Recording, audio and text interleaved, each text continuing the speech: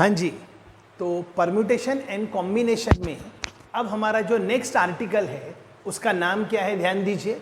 Article का नाम है मोर्स टेलीग्राफी। मोर्स मतलब जिन्होंने इसको बनाया था, और टेलीग्राफी मतलब एक प्रकार का ये टाइपराइटर है। ओके, समझाने के लिए मैंने यहाँ पे 3 आर्म्स लिए हैं। जैसे टाइपराइटर में आर्म रहते हैं, तो ये पहला आर्म है आर्म ए, ये सेकेंड आर्म है आर्म बी, और ये थर्ड आर्म है आर्म सी। ओके, अब ये आर्म ए की खास बात क्या है, या तो ये 1 पे जाएगा, या तो 2 पे, या तो 3 पे, या तो 4 पे, या तो आर पे। आर मतलब रेस्ट। मतलब आर्म ए के पास कितने पॉसिबल ऑप्शन है, 5। आर्म बी के पास भी कितने ऑप्शन है, 5, 5, 6, 7, 8 और आर। आर मतलब rest. And accordingly arm C के पास भी कितने ऑप्शन है, 5। मैंने नाम जानबूझ के 9, 10, 11, 12 नहीं रखा ताकि सब कुछ सिंगल डिजिट में रखना दिखना चाहिए, इसलिए हमने नाम रख लिया ए, बी, सी, डी और आर। ओके, मैं फिर से रिपीट करता हूं टॉपिक क्या है। टॉपिक का नाम है मोर्स टेलीग्राफी। ओके, मतलब this is as good as a typewriter. ये जो पहला आर्म है इसके पास कितने ऑप्शन है, 5। या तो ये 1 डिस्प्ले करेगा, मतलब या तो ये 1 पे पॉइंट करेगा, या तो 2, या तो 3, या तो 4, या तो रेस्ट। अकॉर्डिंगली 5, 6, 7, 8 या रेस्ट, या फिर A, B, C, D and rest. Okay, अब आगे करना क्या है, अब आगे ये हमें बताना है इस फिलहाल ये सिचुएशन वाले मोर्स टेलीग्राफी से हम कितने डिफरेंट सिग्नल्स ट्रांसफर कर सकते हैं। I repeat, if this is the situation of Morse telegraphy, situation का मतलब है 3 आर्म और हर आर्म के पास 5 पोजीशन इंक्लूडिंग रेस्ट। ओके, तो हमें बताना है how many different signals can be transfer using this setup. तो सवाल है, जैसे एक एग्जांपल दूंगा, एक सिग्नल होगा, जैसे मान लो यहाँ पे 1, यहाँ पे 7 और यहाँ पे C, मतलब आपको दिख रहा है 1BC, ये एक सिग्नल है। हो सकता है यहाँ 1 हो, यहाँ 8 हो और यहाँ रेस्ट हो, तो 1, 8 रेस्ट भी एक सिग्नल है। सिर्फ एक ही चीज है जो वो एक सिग्नल नहीं है, जिसका नाम है रेस्ट, रेस्ट, रेस्ट। अदरवाइज अगर 2 रेस्ट है और एक भी नॉन रेस्ट है तो वो एक सिग्नल है। सो द कॉन्सेप्ट इज, इस सिचुएशन में हम कितने डिफरेंट सिग्नल्स ट्रांसफर कर सकते हैं। तो जवाब है आर्म ए के पास कितने ऑप्शन है, 5। एंड, और हम ये तो सीख चुके हैं, एंड है तो मल्टीप्लीकेशन। आर्म बी के पास भी कितने हैं पोजीशन है, 5। और आर्म सी के पास भी कितने पोजीशन है, 5।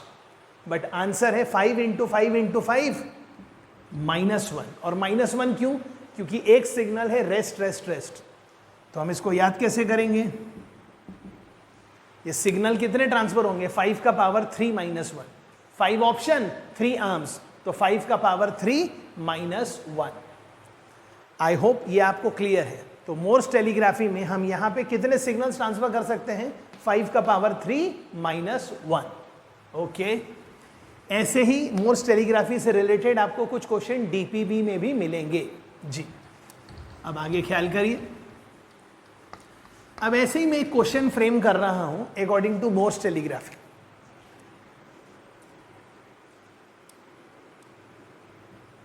जी, ये ऑप्शन है, हमें बनाना है 4 डिजिट के नंबर्स। ओके, लेकिन हमारे पास जो डिजिट से यूज करने के लिए वो है 1, 2, 3, 4, 5। मतलब आपको बताना है 4 डिजिट के आप ऐसे कितने नंबर बना सकते हैं यूजिंग द डिजिट्स 1, 2, 3, 4, 5।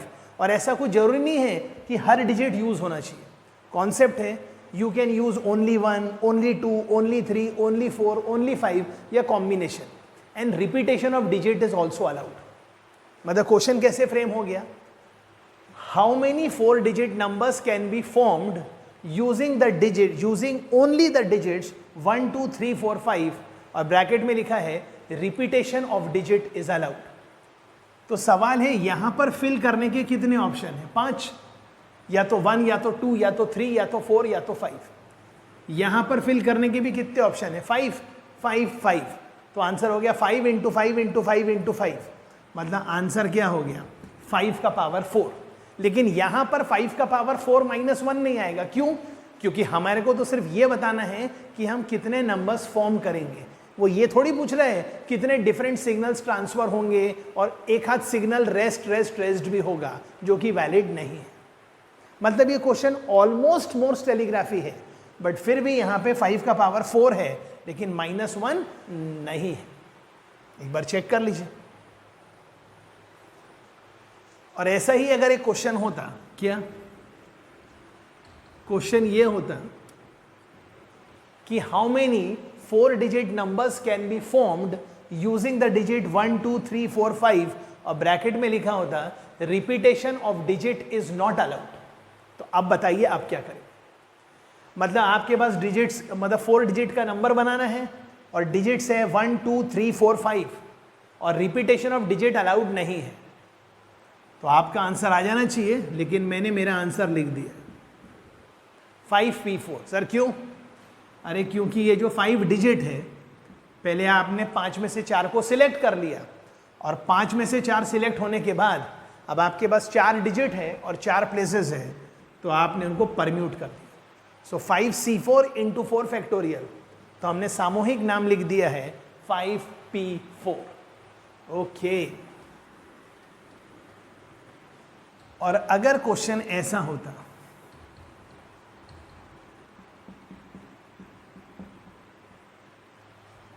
डिजिट्स आपके पास अभी भी 5 है और क्वेश्चन वही चल रहा है, how many 4 digit numbers can be formed using only the digit 0 1 2 3 4 और ब्रैकेट में लिखा है repetition of digit is allowed.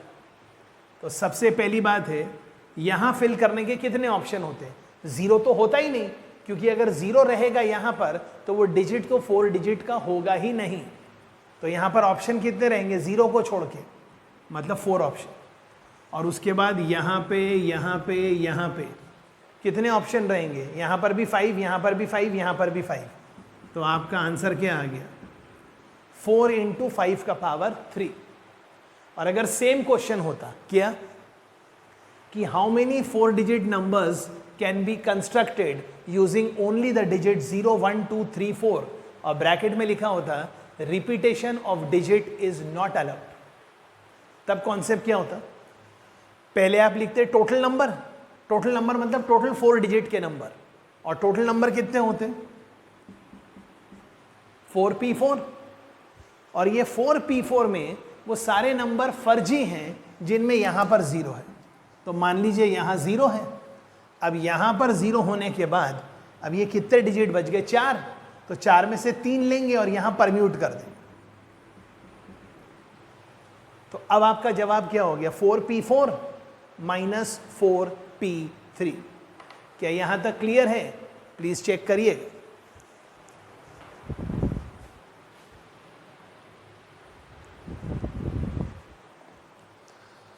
Okay.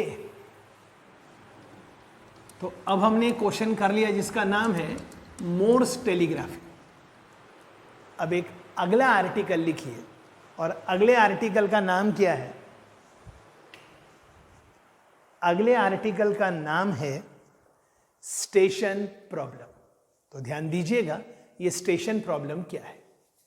Okay.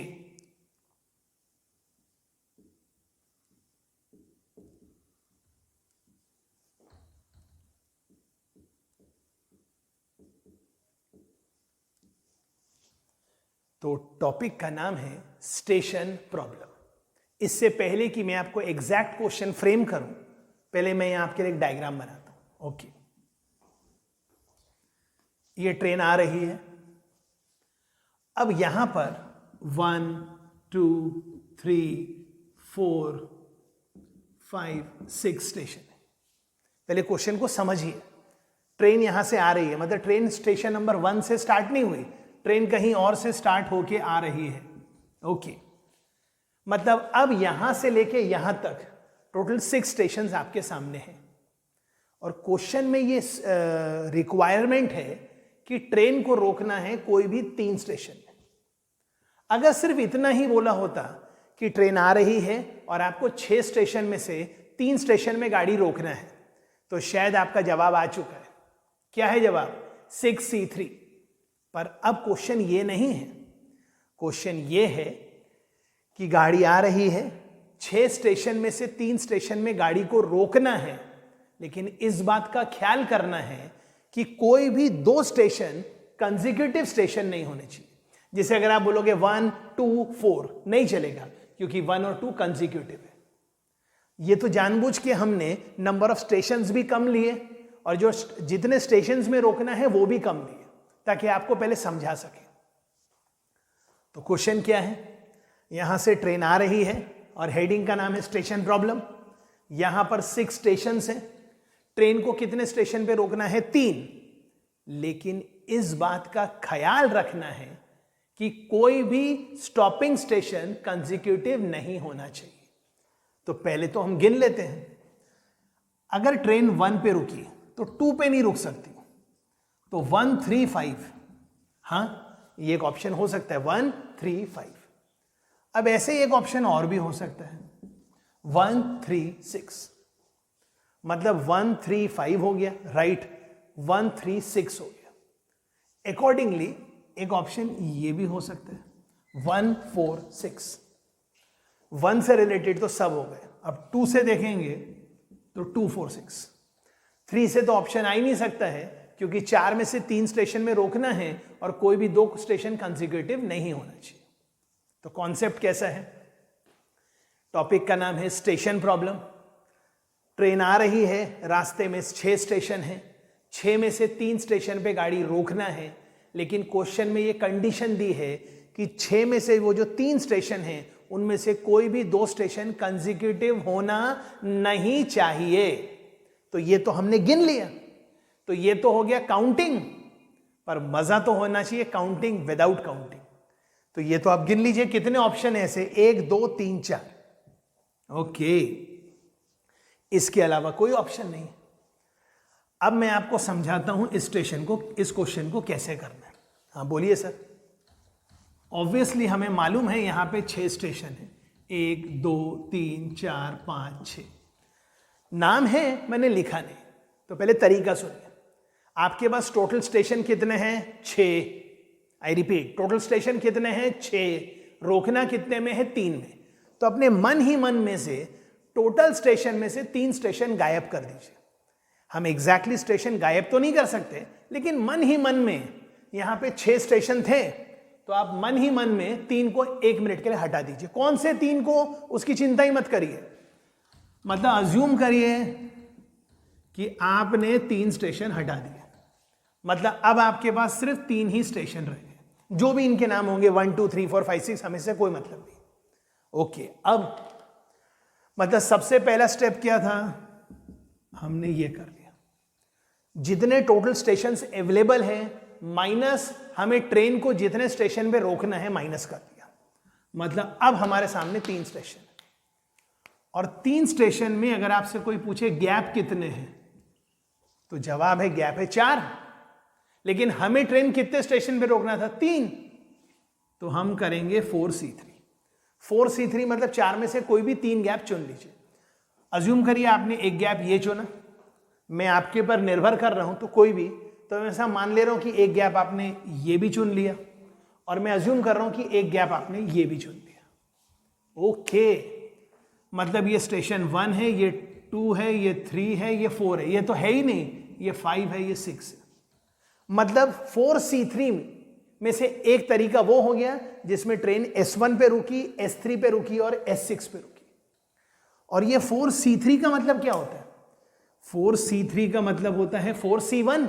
ये तो हमने PNC के स्टार्टिंग में ही पढ़ा है, NCR इज NCN-R, और 4C1 का मतलब 4 होता है। और कैसे 4 होता है वो आपको पता है। इसका मतलब हमें पता चल गया कि अगर टोटल स्टेशन 6 हैं और गाड़ी को 3 स्टेशन पे रोकना है और इस बात का ख्याल रखना है कि वो 3 में से कोई भी 2 स्टेशन कंसेक्यूटिव होना नहीं चाहिए, तो उसका रेसिपी क्या है? टोटल स्टेशन में से उतने स्टेशन पहले माइनस कर दो अपने मन ही मन में जितने स्टेशन पे गाड़ी रोकनी है। ओके, फिर आपके पास आंसर आ गया कि इतने स्टेशन अवेलेबल है, उसमें +1 कर दीजिए क्योंकि उतने गैप है, और उतने गैप में से अब उतने गैप चुन लीजिए जितने आपको ट्रेन को उतने स्टेशन पे रोकना है। तो ये हो गया 4C3।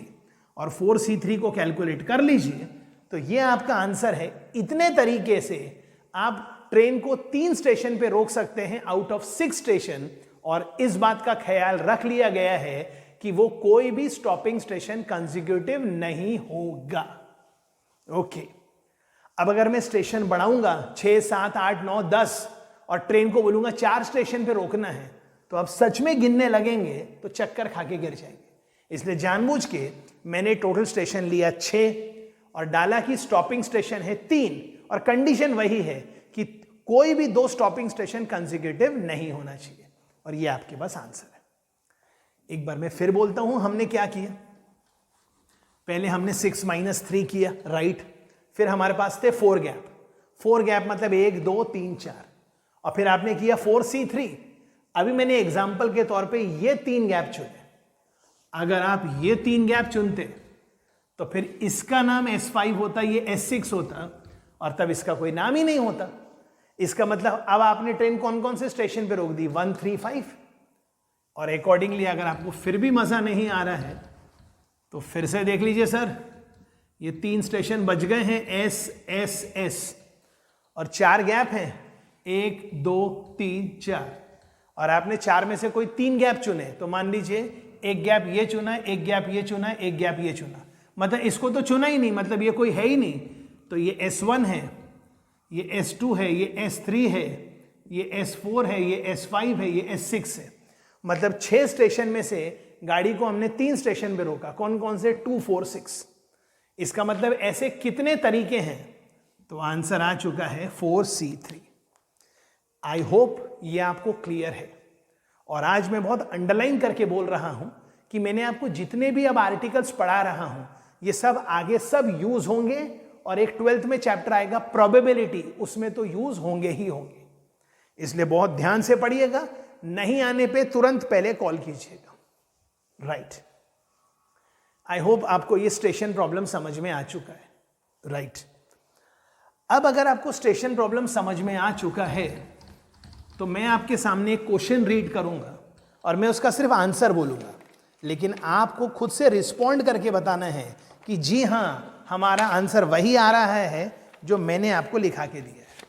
तो लिखिएगा सर, अ train having 12 stations en route, ENROUTE, इसका मतलब है ट्रेन आ रही है और अब सामने 12 स्टेशन है, मतलब ट्रेन 12 स्टेशन में से कोई भी स्टेशन से स्टार्ट नहीं हुई है। ओके, तो टॉपिक क्या चल रहा है?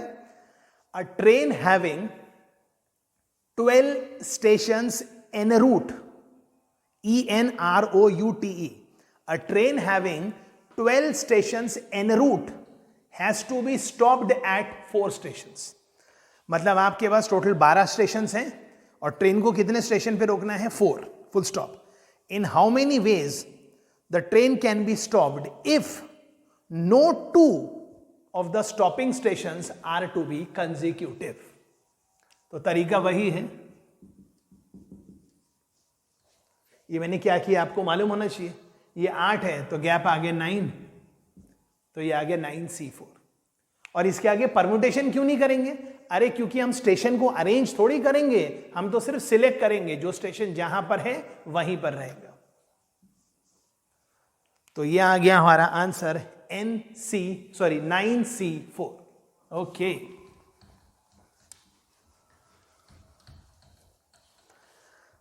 अब ध्यान दीजिए एक और टॉपिक पे, और वो टॉपिक क्या है पहले मैं लिखूंगा, पहले आप वीडियो देखना, बाद में लिखना।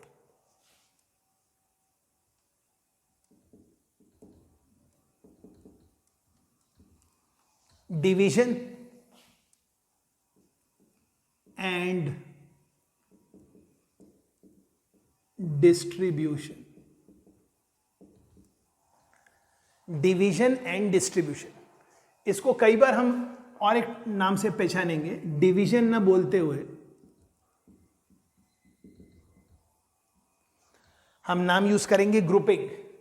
बट सबसे पहला सवाल है, एक स्टूडेंट को पता कैसे चलेगा कि ये क्वेश्चन डिवीजन का है, मतलब ग्रुपिंग का है, और बाद में डिस्ट्रीब्यूशन का है?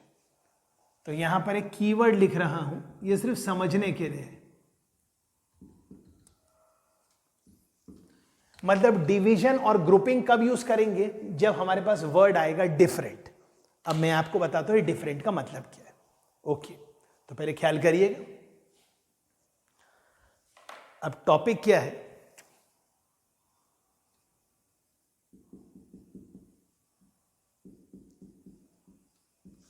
ओके, मतलब क्वेश्चन को देख के आपको पता चलना चाहिए। क्वेश्चन में लिखा है हमारे पास 5 डिफरेंट टॉयज है। 5 टॉयज नहीं है, 5 डिफरेंट टॉयज है। ओके, और हमें ये 5 डिफरेंट टॉयज को ग्रुप करना है, मतलब डिवाइड करना है 2 ग्रुप में। और क्वेश्चन में ये भी क्लियर्ड है कि एक ग्रुप में 2 टॉय होना चाहिए और एक ग्रुप में 3 टॉय होना चाहिए। I repeat my question. Question क्या है कि हमें गिवन है कि हमारे पास 5 डिफरेंट टॉयज है और हमारी रिक्वायरमेंट क्या है? हमें 5 डिफरेंट टॉयज के 2 बंडल बनाने हैं। एक बंडल में 2 टॉय और एक बंडल में 3 टॉय, या एक पैकेट में 2 टॉय और एक पैकेट में 3 टॉय। तो आप समझ तो रहे हैं हमें क्या करना है? डिवीजन, मतलब करना है ग्रुपिंग। पर डिवीजन या ग्रुपिंग हम कब करेंगे? जब हमारे पास वो जो ऑब्जेक्ट्स होंगे वो डिफरेंट होंगे। ओके, तो सवाल है सर कैसे करें? मतलब अज्यूम करिए आपके पास 5 टॉय है और 5 टॉय कौन कौन से हैं? अज्यूम करिए एक लाल कलर का, एक पीले कलर का, एक हरे कलर का, एक काले कलर का और एक सफेद कलर का। तो आप एक काम करिए ना, ये आपका आंसर आ चुका है। आप 5 में से कोई भी 2 सिलेक्ट कर लीजिए। तो 5 में से 2 आपके पास आ गए तो वो एक पैकेट बन गया, तो बच गए जो 3, वो दूसरा पैकेट बन गया। तो ये क्या है? 5C2। और अगर आप ऐसा नहीं करते तो आप ये लिख लेते 5C3। 5 में से 3 आप ले लेते तो बचे हुए 2 दूसरे के लिए हो जाते मतलब पैकेट बन जाते। मतलब क्या हुआ? जब आपने लिखा 5C2 या 5C3, ये दोनों तो एक ही है। क्यों? क्योंकि 5C2 इज 5C3। सर कैसे? NCR इज NCN-R, या फिर NCR इज NCN-R। ये आप चेक कर लीजिए। ओके, ये हमने लिख दिया। तो ये क्या लिखा है? ये लिखा है 5 factorial upon 2 factorial 3 factorial. This is your answer. लेकिन अभी तक हमने क्या किया? हमने 5 डिफरेंट टॉयज के 2 बंडल बना दिए। एक बंडल में 2 टॉय है और एक बंडल में 3 टॉय है। और अब क्वेश्चन में आगे लिखा है कि ये जो 2 बंडल बने हैं ये आपको 2 लोगों को डिस्ट्रीब्यूट करना है। 2 लोगों को मतलब 2 डिफरेंट लोगों को डिस्ट्रीब्यूट करना है। तो पहला बंडल है जिसमें 2 टॉय है, कौन से मालूम नहीं, और दूसरा बंडल है जिसमें 3 टॉय है। तो अब डिस्ट्रीब्यूट करने का तरीका क्या रहेगा? मतलब यहां आपको लिखना पड़ेगा this is division and this is distribution. और 2 फैक्टोरियल को डिस्ट्रीब्यूशन क्यों लिख रहे हैं सर? अरे सर इसको डिस्ट्रीब्यूशन इसलिए लिख रहे हैं क्योंकि 2 पैकेट है, पहला पैकेट अजय को जाएगा, दूसरा पैकेट विजय को जाएगा, या फिर पहला पैकेट विजय को जाएगा और दूसरा पैकेट अजय को जाएगा। So this is division and this is distribution. Distribution मतलब अरेंजमेंट। लेकिन यहां पर हमें ज्यादा तकलीफ क्यों नहीं गई? क्योंकि वो जो डिफरेंट ऑब्जेक्ट्स को आपको ग्रुपिंग करना था, वो ग्रुप के अंदर जितने मेंबर्स थे वो मेंबर्स डिफरेंट थे, जैसे 2 और 3। मैं आपको बताता हूं कैसे।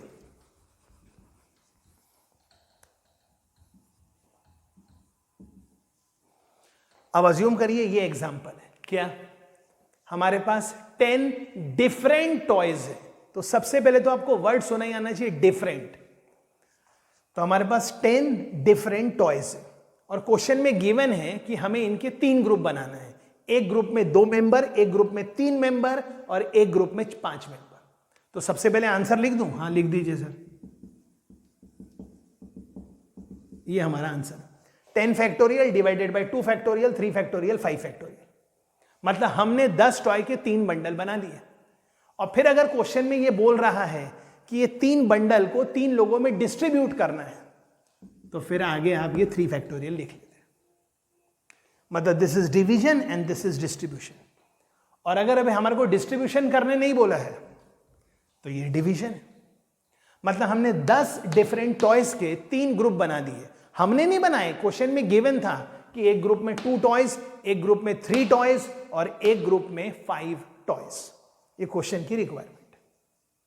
ओके, लेकिन अब मजा आएगा समझने के लिए। अच्छा, पहले तो बता दूं वो कैसे आया, ये कैसे आया। आपके पास टॉयज कितने हैं? 10, एक ग्रुप में चाहिए 2, तो आपने सबसे पहले लिखा 10C2। 10C2 मतलब 10 में से 2 आपने ले लिए, अब बच कितने गए? 8। अब वो जो 8 बच गए हैं उनमें से 3 आपने ले लिए, तो आगे वाले के लिए रह गए 5। तो इन दोनों को अच्छे से लिखिए। क्या लिखा है? 10 फैक्टोरियल, ये लिख लिया मैंने,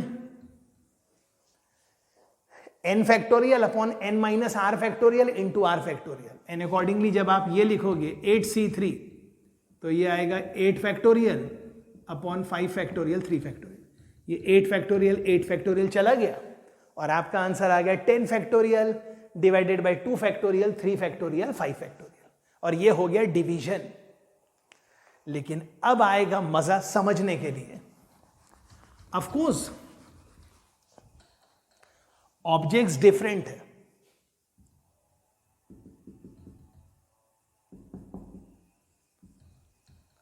मतलब 4 डिफरेंट टॉयज, 4 डिफरेंट टॉयज, और हमें इनको डिवाइड करना है 2 ग्रुप में। और क्वेश्चन में क्या गिवन है? पहले ग्रुप में होना चाहिए 2 एलिमेंट और दूसरे ग्रुप में भी 2 एलिमेंट। अब अगर हमने ख्याल नहीं किया तो आप डायरेक्टली क्या बोलोगे? 4C2, 4 में से 2 आप ले लो तो बचे हुए 2 उसके लिए चले गए, और फिर इसको लिख लोगे तो वो आ जाएगा 4 factorial upon 2 factorial 2 factorial. 4 factorial मतलब 24, ये 2 2 तो 24 बाई 2 इंटू 2 मतलब 24 बाई 4। तो आपका आंसर आता 6 तरीकों से हमने डिवीजन किया। लेकिन कान को हाथ लगाइए, ये गलत हो चुका है। अब ये क्यों गलत हो गया है अभी आपको एक्सप्लेन करेंगे, और एक्सप्लेन कैसे करेंगे अब ख्याल करिएगा।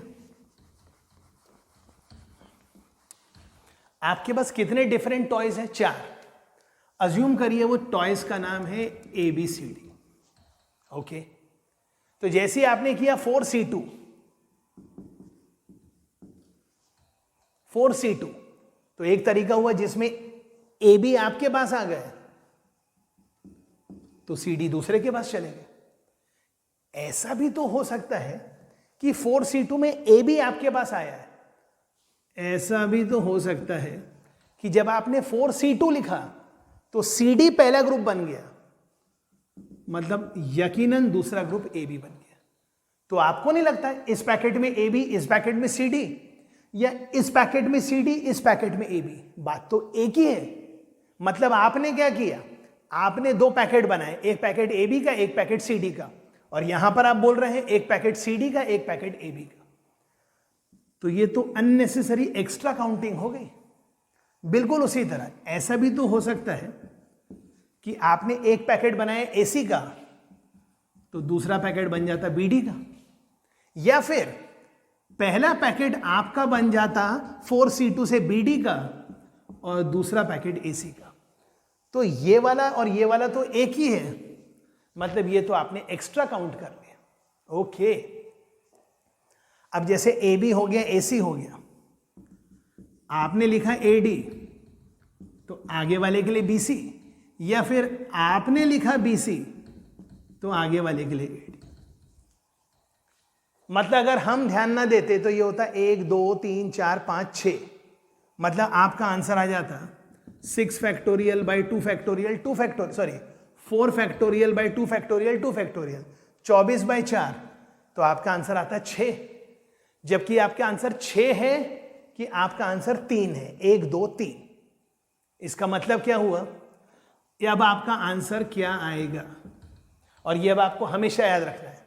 तो इसका आंसर आएगा 4 factorial divided by 2 factorial 2 factorial, और अब बहुत धीरे बोल रहा हूं, ध्यान से सुनिएगा। 4 factorial divided by 2 factorial 2 factorial, और डिवाइड में एक चीज एक्स्ट्रा, और क्योंकि मैंने उसको नूडल्स के जैसे बनाया है तो ये मेरे और आपके बीच में याद करने के लिए है, डिवाइडेड बाय चाइनीज नूडल। और यहां चाइनीज नूडल में 2 फैक्टोरियल आएगा। क्यों? अरे क्योंकि ABCD CDAB, मतलब आपने सिर्फ डिवीजन ही नहीं किया। अगर आपने सिर्फ इतना लिखा होता तो ये तो डिवीजन भी हो गया और डिस्ट्रीब्यूशन भी हो गया, या फिर उल्टा कह सकते हैं टोटल काउंटिंग 2 फैक्टोरियल टाइम्स ज्यादा हो गई। तो काउंटिंग अगर 2 फैक्टोरियल टाइम्स ज्यादा हो गई है तो एक्चुअल करने के लिए हमने इसको 2 फैक्टोरियल से डिवाइड किया। और हम इसको याद कैसे करेंगे? अगर ये लिखा है 4 डिफरेंट, ऑफ कोर्स डिफरेंट तो है, 4 डिफरेंट टॉयज को डिवाइड करना है 2 ग्रुप में, तो हमारा जवाब आएगा 4 factorial divided by 2 factorial 2 factorial, और यहां पे रहेगा डिवीजन में ही चाइनीज नूडल 2 फैक्टोरियल। और ये 2 फैक्टोरियल क्यों है? क्योंकि इसलिए नहीं क्योंकि हर ग्रुप में 2 एलिमेंट है, क्योंकि ऐसे 2 ग्रुप्स हैं जिसमें आइडेंटिकल नंबर ऑफ एलिमेंट्स है। क्या बोला सर? ऐसे 2 ग्रुप्स हैं जिसमें आइडेंटिकल नंबर ऑफ ऑब्जेक्ट्स है। समझाने के लिए अब देखिए, अब अगर ऐसा होता तो आपका जवाब क्या आता? यहां आता 6 फैक्टोरियल, यहां आता 3 फैक्टोरियल, यहां आता 3 फैक्टोरियल। बट अब सवाल है ऐसे कितने ग्रुप्स हैं जिनमें आइडेंटिकल नंबर ऑफ ऑब्जेक्ट्स है? 2, 3, 3। मैं ये नहीं पूछ रहा हूं उस ग्रुप में कितने मेंबर्स हैं, ऐसे कितने ग्रुप्स हैं जिनमें आइडेंटिकल नंबर ऑफ मेंबर्स है? 2। मतलब आपका डिवीजन अननेसेसरीली 2 फैक्टोरियल टाइम ज्यादा हो गया है, तो उसको करेक्ट करने के लिए हमने उसको 2 फैक्टोरियल से डिवाइड कर दिया। प्लीज ख्याल करिए। और फिर आगे वाला बोलता कि 6 डिफरेंट टॉयज को 2 ग्रुप में डिवाइड करो, 3 और 3 के, एंड उनको 2 लोगों में डिस्ट्रीब्यूट करो। तो ये हो गया डिवीजन और ये हो गया मल्टीप्लाई करके डिस्ट्रीब्यूशन। ओके, समझने के लिए एक एग्जांपल और लीजिए। क्या?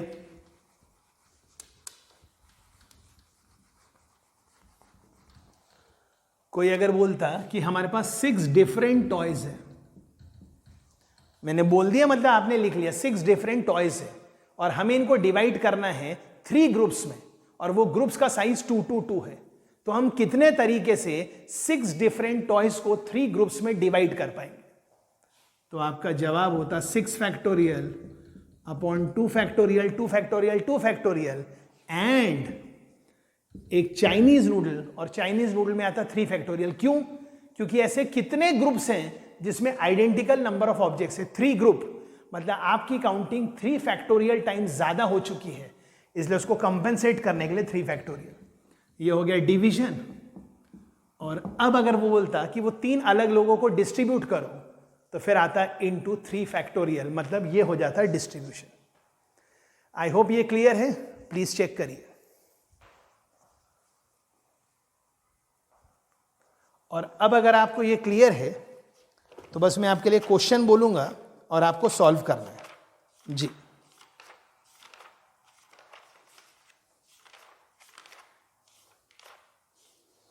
क्वेश्चन लिखिएगा। 6 डिफरेंट बुक्स। ओके, जो जैसे ही अपन ने सुना डिफरेंट तो अंदर से आवाज आई grouping. 6 different books to be given to 3 persons. आपको 3 पर्सन्स तो डिफरेंट ही होंगे क्योंकि हर पर्सन का आधार कार्ड अलग अलग है। ओके, तो 6 different books are to be given to 3 persons if each person receives at least 1 book. Okay, तो आपके पास 6 डिफरेंट बुक्स हैं और आपको डिस्ट्रीब्यूट करना है कितने लोगों में? डिस्ट्रीब्यूट करना है इन 3 पर्सन। लेकिन क्वेश्चन में गिवन है हर पर्सन को कम से कम 1 बुक मिलनी चाहिए। तो एक जवाब ऐसा हो सकता है 114, बिल्कुल हो सकता है सर 114। बात खत्म नहीं हो गई। या तो इट कुड हैव बीन 1 और 2 3 and 3 6, या तो ये है आपका आंसर।